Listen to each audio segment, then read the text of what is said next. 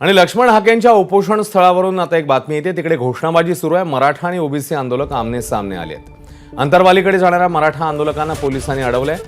दोन्ही गटाकडनं घोषणाबाजी पाहायला मिळते। पोलिसांकडनं वडीगोद्री गावात अतिरिक्त फौजफाटा तैनात करण्यात आलाय।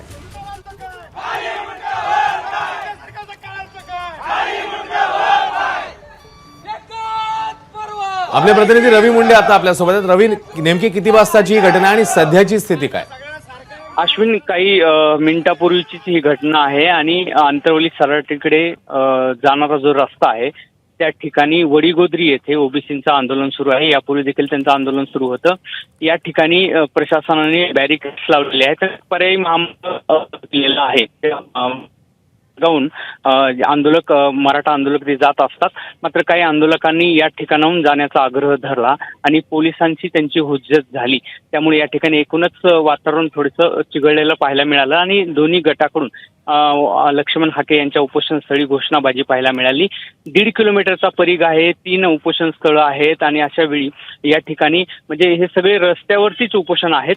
त्यामुळे लक्ष्मण हाके यांच्या उपोषणस्थळी म्हणजे वेशीवर अंतरवली सराटीच्या या ठिकाणाहून एक रस्ता जात असतो आणि त्या ठिकाणाहून काही मराठा आंदोलक जात असताना किंवा त्यांनी जाण्याचा आग्रह धरल्यामुळे या ठिकाणी गोंधळाची परिस्थिती निर्माण झाली आणि काही आंदोलक मराठा आंदोलक आणि ओबीसी आंदोलक या ठिकाणी आमने सामने आले आणि त्या ठिकाणी घोषणाबाजी सुरू झाली।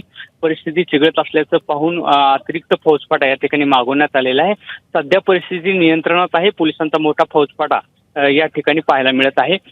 सध्या तरी पर्यायी महामार्गाचं व्यवस्थापन केलेलं आहे। मात्र त्या ठिकाणाहून अनेक लोक दूरवरचा पडत असल्यामुळे आंदोलक त्या ठिकाणाहून जायला तयार नाहीयेत। त्यामुळे पोलिसांची हुज्जत होण्याची नेहमीची घटना आहे। त्यामुळे या ठिकाणी मोठा फौजफाटा बंदोबस्त तैनात करण्याची अधिक आवश्यकता असल्याचं सांगण्यात येत आहे।